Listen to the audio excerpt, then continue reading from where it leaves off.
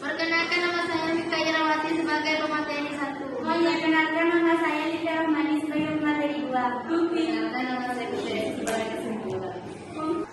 Persilakan kepada pemateri 1. Pendahuluan pembangunan Indonesia pada masa reformasi mulai 1998 didahului oleh krisis multidimensi yang parah, ekonomi, politik, hukum, dan sosial yang memicu jatuhnya rezim order baru. Pendahuluannya ditandai dengan tuntunan perubahan gerakan mahasiswa kerusuhan Mei 1998 dan mundurnya Soeharto yang mendorong peralihan dari revitalisasi ke otonomi daerah serta demokrasi. Dipersilakan kepada pemateri 2. Rumusan masalah pemberantasan kolusi dan nepotisme atau KKN. Bagaimana merombak birokrasi yang korup, warisan orde baru, dan membangun tata kelola pemerintahan yang bersih. Ketimbangan ekonomi dan regional. Bagaimana mengatasi krisis ekonomi, mengurangi utang luar negeri, dan meratakan pembangunan antar wilayah, tidak lagi berpusat di Jawa atau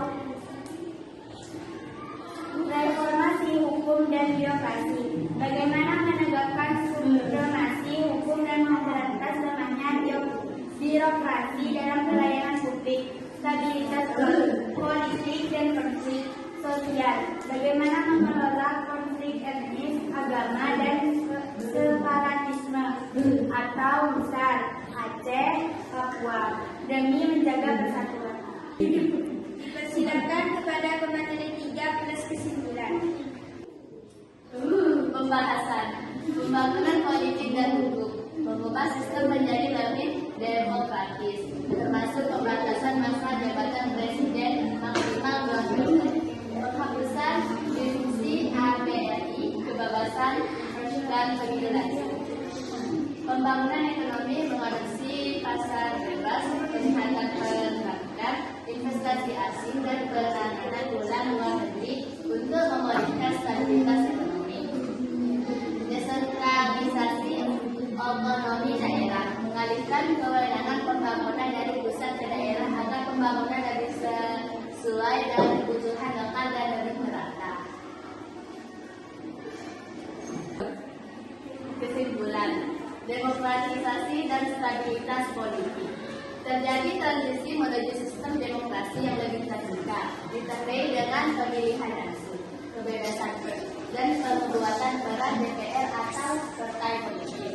Otonomi daerah, pembangunan tidak lagi terpusat di Jakarta, memberikan wewenang lebih besar kepada daerah untuk mengelola sumber daya dan pembangunan sendiri. Pemulihan ekonomi dan infrastruktur, pembangunan ekonomi difokuskan pada stabilitas dan krisis 1998 dengan